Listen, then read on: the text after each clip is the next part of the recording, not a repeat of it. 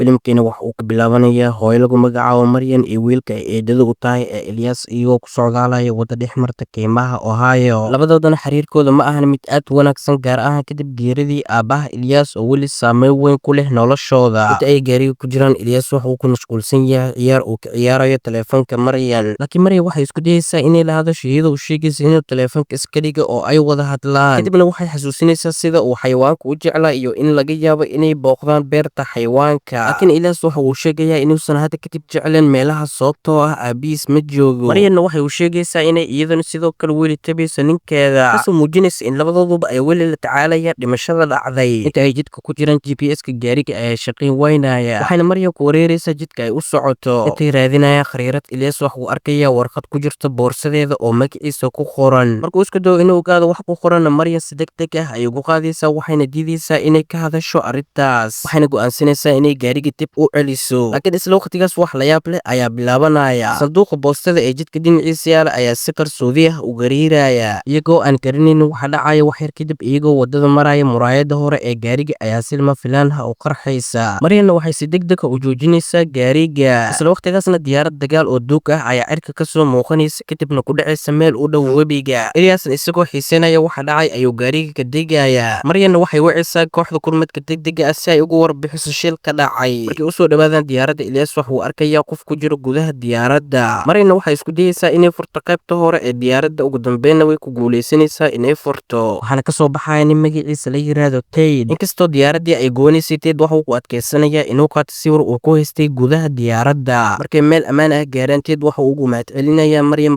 badbaadintiisa, kadibna wuu isbaraya isagoo u sheegaya inuu ku tirsan yahay ciidamada cirka ee cutubka labaad, uuna ku jiray dagaalka labaad ee adduunka. laakiin waxaa muuqata in wax walba aysan caadi ahayn. Tedna wuxuu weydiinayaa inay joogaan Britain ama Holland, wuxuuna la yaaban yahay sababta ay u joogaan Burma. Ilyasna wuxuu sheegayaa inay joogaan Ohio, taasoo Ted ka yaabinaysa. Tedna wuxuu sheegayaa inuu hadda dhow ku jiray dagaal cirka meel u dhow buur weyn, laakiin markii uu fiiriyo buurta, waxuu arkayaa inaysan hadda buur jirin. markuu arko calaamada muujinaysa magaalada Dayton, Ted waxa uu bilaabayaa inuu xasuusto in meeshaas ay ahayd halkii uu ku soo koray. isla waqtigaasna cirka waxaa ka soo muuqanaya daruur aan caadi ahayn, taasoo tilmaamaysa in dhacdo ka weyn ay bilaabanayso. Maryan iyo Ilyasna markii Ted ay geeyeen isbitaalka magaalada, booliiska deegaanka ayaa bilaabaya inay baaritaan sameeyaan. sarkaalka Barker ayaa lala yaabay sheegada Ted, gaar ahaan kadib markii uu sheegay inuu ka yimid dagaalkii labaad ee adduunka. markii Ilyas uu weydiiyey haddii ay suurtagal tahay inuu duuliyuhu ka yimid waqti hore, sarkaalkan wuxuu sheegay in dhaawac madax uu sababay inuu wareero. laakiin Ilyas qalbigiisa kama bixin shakigaas, wuxuuna eegay Ted oo u muuqday askari dhab ah, wuxuuna bilaabay inuu rumaysto in wax aan caadi ahayn dhaceen. Ilyasna wuxuu si qarsoodi ah u galay qolka Ted ee isbitaalka. markii uu arkay calaamadaha askariga ee qoortiisa ku xiran, Ted ayaa qabtay gacantiisa, waxa uuna weydiiyey meesha uu joogo. Ilyasna wuxuu sheegay inay joogaan Ohio, taas oo Ted aad uga yaabisay, maadaama uu xasuustay inuu ku jiray dagaal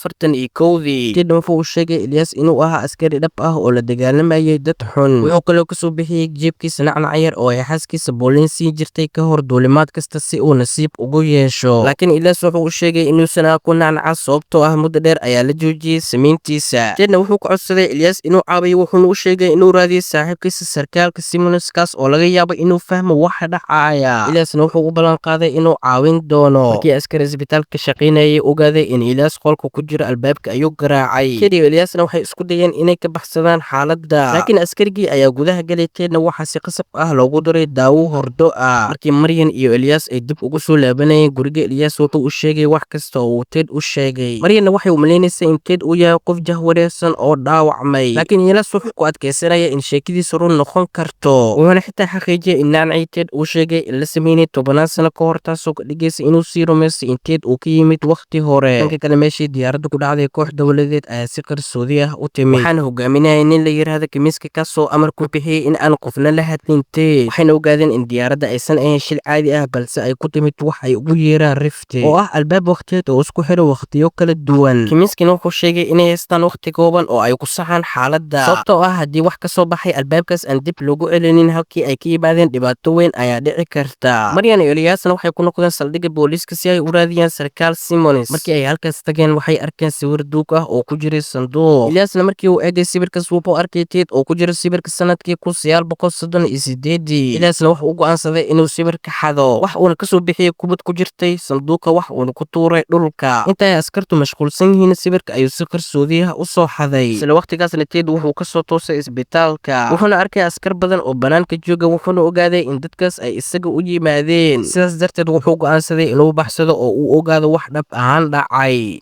Maryan iyo Ilyasna markii ay arkaan sawirka waxay bilaabayaan inay ka shakiyaan in Ted uu dhab ahaantii yahay askari ka yimid waqti hore. Inta ay wadada ku jiraan, Ilyas wuxuu fursad u helayaa inuu akhriyo warqadda ay Maryan ka qarinaysay, wuxuuna ogaanayaa in aysan u soconin California sida uu horey u maleynayay, balse ay qorsheynaysay inay geyso eedadiis la dhalatay aabihiis si uu halkaas ugu noolaado. Ilyasna aad ayuu ugu xumaanayaa arrintaas, wuxuuna u maleynayaa in Maryan ay isaga ka tegayso sababtoo ah inuu dhibaato ku yahay. Maryanna waxay isku dayaysaa inay u sharaxdo in arrintu aysan isaga ahayn, balse ay tahay go'aan ay qaadatay iyadoo ka fikiraysa mustaqbalkiisa. Waxayna u sheegaysaa inaysan rabin inuu la kulmo dhibaatooyin kale, laakiin Ilyas wuxuu dareemayaa inuu waayo qof walba oo uu jeclaa. Inta ay socdaan, Ted ayaa si lama filaan ah uga soo horbaxaya wadada isagoo wata mooto uu ka soo xaday isbitaalka, isagoo ku dhawaaday inuu shil galo. Ilyasna markii uu arkay Ted wuxuu garwaaqsanayaa in kulankooda uusan ahayn nasiib kaliya, wuxuuna aaminsan yahay in wax walba ay sabab leeyihiin. Wuxuu Ted tusayaa sawirkii uu ka helay saldhigga booliiska, wuxuuna weydiinayaa haddii uu yahay ninka sawirka ku jira. Tedna markii uu arkay sawirka wuu yaabaya, wuxuuna xaqiijinayaa inuu yahay isaga iyo saaxiibkiis Simonis oo ku jira sawirka. Ilyasna wuxuu markaas ku qancinayaa Maryan in Ted u baahan yahay caawinaad. Tedna wuxuu sheegayaa inuu rabo inuu ku laabto gurigiisii hore si uu u arko xaaskiisa Pauline. Maryan ugu dambeyn waxay ogolaanaysaa inay caawiso, waxayna saddexdooduba u dhaqaaqayaan gurigii Ted. Markii halkaas gaarana, Ted wuxuu galayaa guriga isagoo filaya inuu arko xaaskiisii, laakiin halkaas wuxuu kula kulmayaa haweeney kale oo sheeganaysa inay tahay kalkaaliso. Tedna wuxuu u sheegayaa inuu yahay ninka Pauline, laakiin haweeneyda ayaa la yaabaysa, waxayna u sheegaysaa inuu aad uga yar yahay ninka ay taqaanay. Ayagana waxay ogaanayaan in Pauline ay weli nooshahay, laakiin ay fasal farshaxan ku maqan tahay. Tedna wuxuu eegayaa sawiradii guriga yaalay, wuxuuna arkayaa sawiradii isaga iyo Pauline markii ay yaraayeen, laakiin sidoo kale wuxuu arkayaa Pauline oo nolol kale la samaysatay nin kale iyo caruur. Isagoo murugaysan ayuuna banaanka u baxayaa. Dhanka kale, Maryan waxay internetka ka raadinaysaa magaca Ted, waxayna ogaanaysaa war naxdin leh. Ted Cole wuxuu ku dhintay dagaalkii uu ku jiray isla maalintii uu ka soo baxay dildilaaca waqtiga. Waxay fahmayaan in haddii Ted uusan ku laaban waqtigiisii ay wax weyn qaldami doonaan, laakiin ka hor inta aysan wax go'aan gaarin, warbaahinta ayaa soo sheegaysa in Ilyas la afduubtay. Booliiska ayaana bilaabaya raadinta, taasoo ka dhigaysa xaaladda mid aad u adag. Tedna markii uu maqlo arrintaas wuxuu isku dayayaa inuu qariyo Ilyas iyo Maryan, laakiin ciidamada dowladda ayaa soo gaaraya guriga. Ugu dambeynna Ted wuu isdhiibayaa, waxaana hogaaminaya Bill Kimiska oo sheegaya inaysan doonin inay dhaawacaan, balse ay rabaan inuu ku laabto halkii uu ka yimid. Kimiskana wuxuu sharxayaa in Ted uu ka yimid waqti hore oo ku yimid wax ay ugu yeeraan rifti, oo ah meel waqti ka dhex dilaacay. Haddii wax kasta oo ka soo baxay riftiga aysan dib ugu laaban halkoodii, dhibaatooyin waaweyn ayaa dhici kara. Laakiin Ilyas wuxuu rumaysan yahay in Ted uusan ahayn qalad, balse halkan loo keenay sabab gaar ah. Waxa uu dareemayaa in Ted uu leeyahay fursad labaad oo uu ku saxo wixii ka lumay